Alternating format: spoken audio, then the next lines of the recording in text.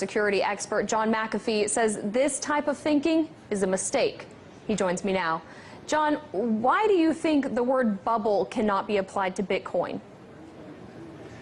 Well, first and foremost, Bitcoin is not a fiat currency. It costs over $1,000 to create a Bitcoin today in electricity and computing costs. Second, the value of Bitcoin is linked to the number of users and the number of transactions. It is not a speculative investment, even though it is being used as such by many people.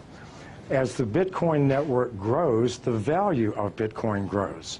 As people move into Bitcoin for payments and receipts, they stop using US dollars, euros, Chinese yuan, which in the long term devalues these currencies.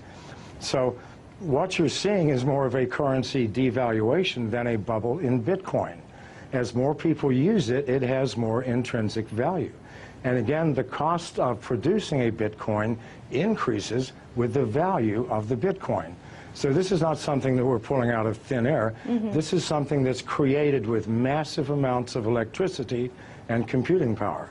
Well, someone who disagrees with you on the term of bubble when it comes to Bitcoin is Mark Cuban. Back in June, he tweeted, "I think it's a bubble. I just don't know when or how much it corrects." When everyone is bragging about how easy they're making money, that equals a bubble. Now, when he tweeted that, Bitcoin dipped in price. So how can one person's random Twitter thread have that effect on the price? And what does it say about Bitcoin's stability? Well, it says nothing about Bitcoin stability. After it dropped $500, it's now at 44. So these temporary fluctuations are meaningless, created by speculators, people who do not understand the fundamental technology of the blockchain. Those who do know that in the long term, these fluctuations will make no difference. The more people who use Bitcoin, the more valuable it will become. This is the only metric we can use. Now, Bitcoin and blockchain go hand in hand, but blockchain's ability to track financial transactions in a way that is incorruptible, it gives it infinite amount of uses outside of the original purpose of using it for Bitcoin. Do you see blockchains overtaking certain aspects of the financial system as we know it now? It will take over all aspects. People think that Bitcoin or the blockchain is owned by someone, by a company or by a consortium. No, this is strictly a mathematical formula that nobody owns, that we are all participating in. And we use the blockchain for everything from fixing supply chain problems in corporations to verifying the authenticity of the sender and receiver in a financial transaction.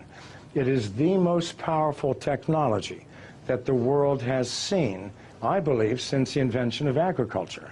Now, John, we've showed our viewers Bitcoin's rise just in the past month, and we can show it to them again if it's up there.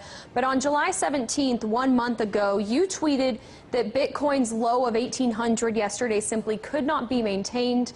In the long term, Bitcoin moves above 500,000 within 3 years. Bet, you ask? So I ask you, John, do you stand by your statement?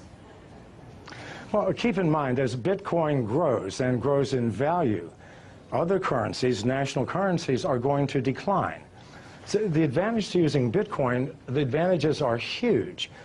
If I do a wire transfer, it'll take me 24 hours. If I do a Bitcoin transfer, it takes me 30 seconds. It is instantaneous.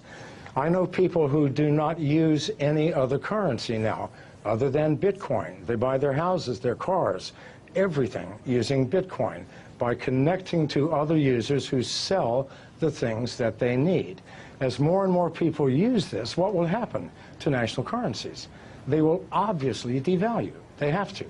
So that 500,000 includes a massive devaluation in the US dollar, which absolutely has to come if Bitcoin continues to grow at its current rate. Well, it's certainly a community effort, and the Bitcoin community and for other cryptocurrencies, it's only growing. John McAfee, founder of McAfee Incorporated, thank you so much for your thoughts today.